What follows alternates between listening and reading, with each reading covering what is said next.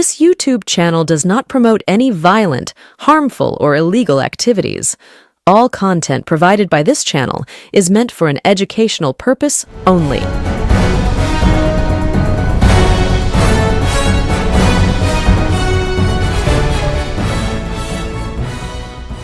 নমস্কার, আমি প্রতিবেদক সায়ন্তন চক্রবর্তী। আপনারা দেখছেন বঙ্গচক্ষু ইউটিউব চ্যানেল। পশ্চিমবঙ্গের রাজ্য রাজনীতিতে ইতিমধ্যেই একটা ভয়ঙ্কর পরিস্থিতি তৈরি হচ্ছে, নজিরবিহীন পরিস্থিতি, যেখানে বিরোধী দলই পশ্চিমবঙ্গের বিধানসভায় প্রায় নেই বললেই চলে। তৃণমূল কংগ্রেসের 80 জন বিধায়কের মধ্যে 60 জন বিদ্রোহী, 2 জন বিদ্রোহী বিধায়ক যারা ইতিমধ্যেই দল থেকে সাসপেন্ড হয়ে গেছেন, অর্থাৎ ঋতব্রত বন্দ্যোপাধ্যায় এবং সন্দীপন সাহা, তাদের নেতৃত্বে 60 জন বিদ্রোহী বিধায়ক তৃণমূল কংগ্রেসের থেকে ভেঙে বেরিয়ে এসে তারাই আসল তৃণমূল, এই মর্মে ঋতব্রত বন্দ্যোপাধ্যায়কে বিরোধী দলনেতা হিসাবে মনোনীত করে স্পিকারকে চিঠি দিয়েছেন এবং তার সঙ্গে সঙ্গে বিরোধী দলের জন্য বরাদ্দ ঘরও তারা পেয়ে গিয়েছেন। বাংলার বিধানসভায় যে চিত্র দেখা গেছে, এই চিত্র কি এবার লোকসভায় দেখা যাবে? লোকসভাতেও কি ভাঙন ধরবে? সাংবাদিক মহলে জোর আলোচনা, রাজনৈতিক মহলে জোর আলোচনা। আগামী সপ্তাহেই লোকসভার মধ্যে ঘটতে চলেছে অপারেশন লোটাস, এবং এই অপারেশন লোটাসের মূল লক্ষ্য তৃণমূল কংগ্রেসের যে সাংসদ দল রয়েছে, 29টি সাংসদ তৃণমূল কংগ্রেসের এই মুহূর্তে রয়েছে, বলা ভালো 28টি সাংসদ রয়েছে। তার কারণ ইতিমধ্যেই বসিরহাট লোকসভা কেন্দ্র থেকে বিজয়ী সাংসদ যিনি ছিলেন হাজী নুরুল ইসলাম, তিনি প্রয়াত হয়েছেন। তাই এই মুহূর্তে তৃণমূল কংগ্রেসের সাংসদ সংখ্যা 28। এই 28টি সাংসদের মধ্যে থেকে সংখ্যাগরিষ্ঠ সাংসদকে ভাঙিয়ে নিতে চাইছে বিজেপি, এবং এটাকেই অপারেশন লোটাস নাম দেওয়া হচ্ছে। এবং যা তথ্য পাওয়া যাচ্ছে, যা ইনফরমেশন পাওয়া যাচ্ছে সাংবাদিক মহলের আলোচনায়, রাজনৈতিক মহলের আলোচনায়, তাতে মনে করা হচ্ছে যে আগামী সপ্তাহেই অপারেশন লোটাস হবে। এবং এই অপারেশন লোটাস করতে গেলে পশ্চিমবঙ্গের বিধানসভায় যেই কৌশল নেওয়া হয়েছে, ঠিক একই কৌশল লোকসভাতেও নেওয়া হতে পারে। কেন একই কৌশল লোকসভায় নেওয়া হবে? ওই একই ফর্মুলা, 2/3 মোট জনপ্রতিনিধি তৃণমূল কংগ্রেসের যা আছে তার 2/3 যদি ভাঙিয়ে নেওয়া যায়, তাহলে দলত্যাগ বিরোধী আইনের সম্মুখীন হতে হবে না এবং কোনো সাংসদের সাংসদ পদ খারিজ হবে না। পশ্চিমবঙ্গ বিধানসভায় যেমন দেখা গেল যে তৃণমূল কংগ্রেসের 80 জন সাংসদ, তার মধ্যে 2 জন বহিষ্কৃত হয়ে গেছে। তার 2/3 অর্থাৎ 78-এর 2/3 যদি করা যায়, তাহলে ওই সংখ্যাটা 52-53 হয়। অর্থাৎ 52-53 জন বিধায়ককে যদি ভাঙিয়ে নেওয়া যায়, তাহলে 52-53 জন যদি বিধায়ক একসঙ্গে দল ভেঙে বেরিয়ে আসে, সেক্ষেত্রে দলত্যাগ বিরোধী আইনের সম্মুখীন হতে হবে না। আমরা দেখতে পেলাম পশ্চিমবঙ্গের ক্ষেত্রে সেটা গিয়ে দাঁড়ালো 60-এ।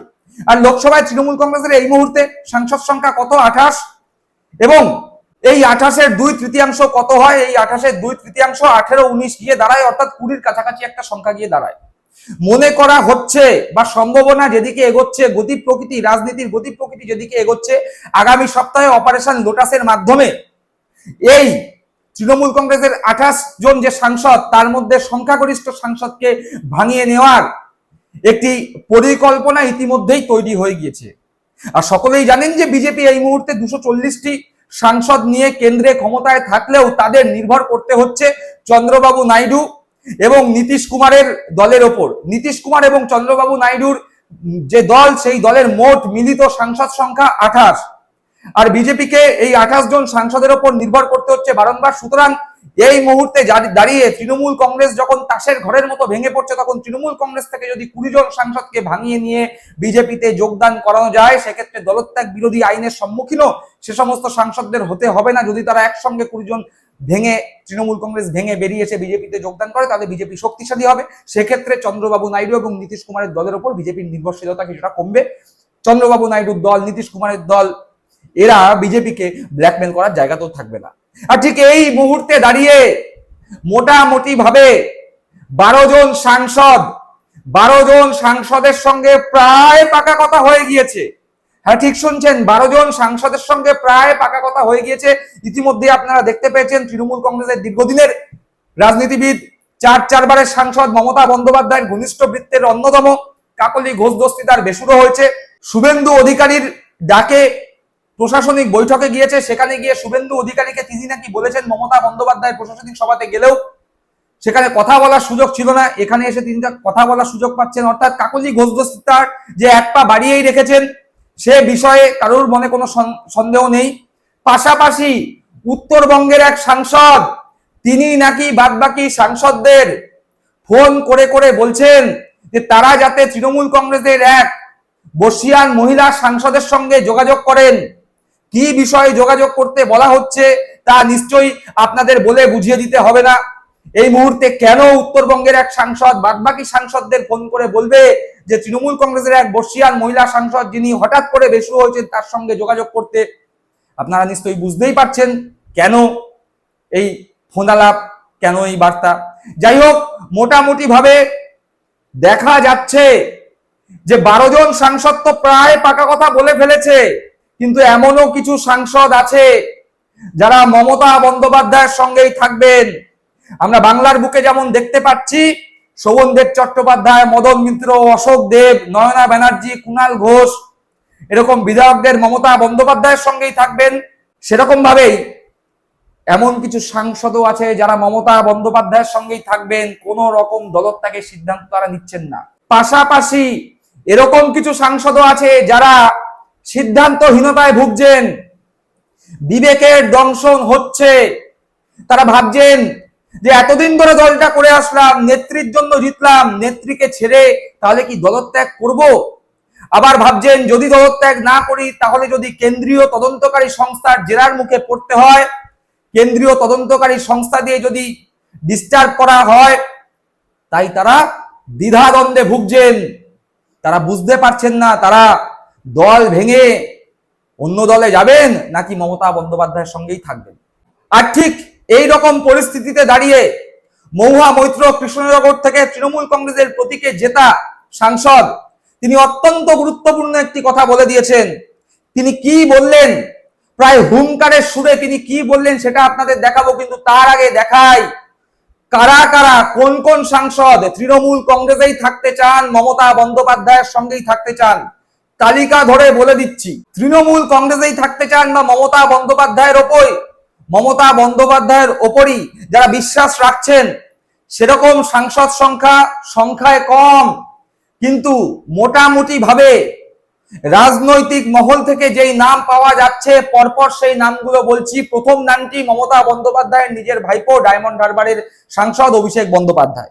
দ্বিতীয় নাম কল্যাণ বন্দ্যোপাধ্যায়, বারংবার বলে এসছেন যে মমতা বন্দ্যোপাধ্যায় যতদিন আমিও ততদিন, মমতা বন্দ্যোপাধ্যায় যতদিন রাজনীতি করছেন আমি ততদিন রাজনীতি করব। মমতা বন্দ্যোপাধ্যায়ের অন্যতম ঘনিষ্ঠ বৃত্তের এই সাংসদ মমতা বন্দ্যোপাধ্যায়ের সঙ্গেই থাকছেন।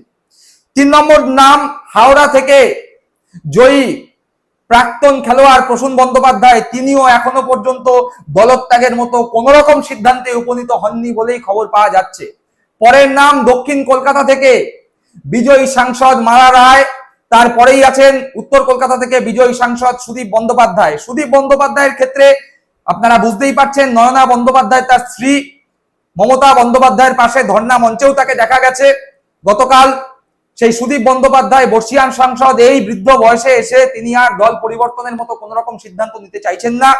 আগামী ভবিষ্যতে লোকসভা নির্বাচনে তিনি দাঁড়াবেন কিনা সে বিষয়েও কোনো নিশ্চয়তা নেই। আর এই জায়গায় দাঁড়িয়েই সুদীপ বন্দ্যোপাধ্যায় মমতা বন্দ্যোপাধ্যায়ের সঙ্গেই থাকতে চাইছেন।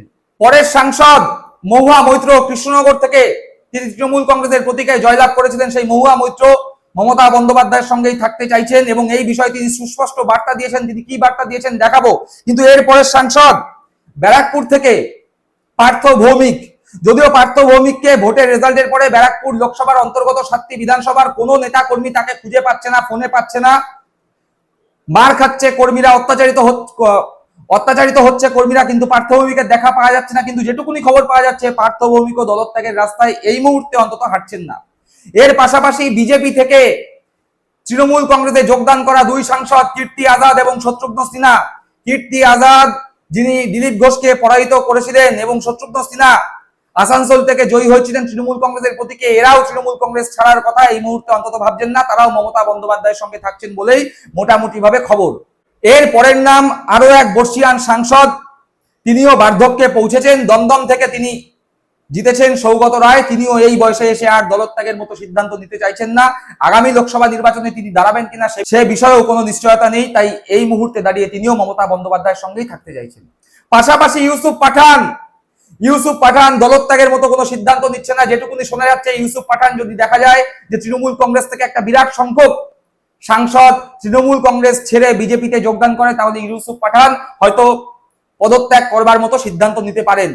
এবার আপনাদের দেখাই মহুয়া মৈত্র ঠিক দলের যখন করুণ অবস্থা, মমতা বন্দ্যোপাধ্যায় যখন সঙ্গীহীন, মমতা বন্দ্যোপাধ্যায়ের হাত ছেড়ে এখন যারা চলে যাচ্ছে, মমতা বন্দ্যোপাধ্যায়ের ছবিকে সামনে রেখে যারা ভোট যুদ্ধে জিতেছিল তারা যখন একে একে মমতা বন্দ্যোপাধ্যায়ের হাত ছেড়ে চলে যাচ্ছে, ঠিক তখন মহুয়া মৈত্র কি বার্তা দিলেন সেটা শুনুন। নমস্কার, আমি তৃণমূল কংগ্রেসের সাংসদ মহুয়া মৈত্র বলছি। কয়েকটি কথা আপনাদের সামনে তুলে ধরতে চাই। 2026-এর বাংলার বিধানসভা নির্বাচন বিজেপি পার্টি এবং কেন্দ্র সরকার সমস্ত রাষ্ট্রশক্তি, রাষ্ট্রবল প্রয়োগ করে এই বিধানসভা নির্বাচনটি পরিচালনা করেছে। সবাই দেখেছে কিভাবে নির্বাচন কমিশন বিজেপির কাঠপুতুল হয়ে খেলেছে। তারা দেখেছে কিভাবে সিআইএসএফ, সিআরপিএফ, সমস্ত কেন্দ্রীয় পুলিশ দিয়ে কিভাবে এই ইলেকশনটি পরিচালনা করা হলো। তারা দেখেছে কিভাবে 27 থেকে 30 লক্ষ বৈধ ভোটার যারা খসড়া তালিকায় নথিভুক্ত ছিল তাদেরকে এলডি ভোটার মার্ক করে কিভাবে তাদের বিচারাধীন বাক্সে ফেলে দিয়ে তাদের ভোট দিতে দেওয়া হয়নি। সবাই এটা দেখেছে। কিন্তু বিজেপি বলছে এটা স্বচ্ছ স্পষ্ট নির্বাচন হয়েছে।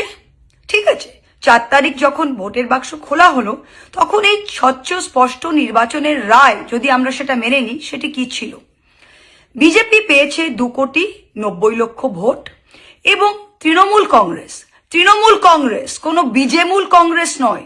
তৃণমূল কংগ্রেস মমতা ব্যানার্জির নেতৃত্বে, মমতা ব্যানার্জির মুখকে সামনে রেখে, মমতা ব্যানার্জির নিজের হাতে আঁকা জোড়া ফুল সিম্বলে ভোট পেয়েছে 2,60,00,000। 41% ভোট পেয়েছে তৃণমূল কংগ্রেস এবং বিজেপির সাথে ব্যবধান মোটে ছিল 30 লক্ষ।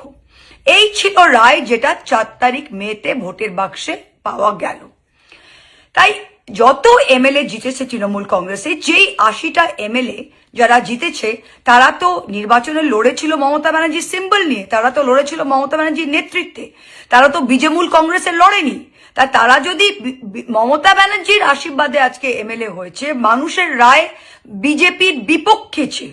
যারা বিজেপিকে ভোট দিতে চেয়েছিল, যেই বাংলার মানুষ, তারা তো বিজেপিকে ভোট দিয়েছে, 2,90,00,000 মানুষ। কিন্তু যে মানুষ বিজেপি বিরোধী, যে মানুষ বিজেপিকে ভোট দেয়নি, সেই মানুষ তো তৃণমূলকে, মমতা ব্যানার্জির নেতৃত্বে 2,60,00,000 ভোট দিয়েছে। তা যেই এমএলএরা, যেই মানুষেরা এই তৃণমূল কংগ্রেসের নেতৃত্বে ভোটে জিতে এসেছেন, তারা তো মমতা ব্যানার্জির সিম্বলে জিতেছেন। তারা তো ভোটের পরে বলতে পারে না যে আমরা স্বাধীন। মানুষের রায় তো আপনাদের পক্ষে যায়নি, তাহলে আপনারা রিজাইন দিয়ে নতুন করে আপনাদের বিজেমূল সিম্বলে দাঁড়ান, কোনো প্রবলেম নেই। কিন্তু তৃণমূল কংগ্রেসে তো আপনি বলতে পারেন না যে আপনি তৃণমূল কংগ্রেসে দাঁড়িয়েছে, মানুষের রায় তো আপনাদের জন্য ছিল না। আর বাংলায় এমন কোনো এত বড় হনুমান এখনো জন্ম নেয়নি যে বলতে পারে যে বিজেপি বিরোধী যে ভোটটা 2,60,00,000 ভোট, সেটা মমতা ব্যানার্জির মুখ দেখে হয়নি, সেগুলো আমাদের দেখে হয়েছিল। আসলে 15 বছর সরকারে থাকার পর অনেক চর্বি জমে গেছে। অনেক নেতাদের এখন মনে হচ্ছে যে বিরোধিতা আর আমাদের স্যুট করছে না।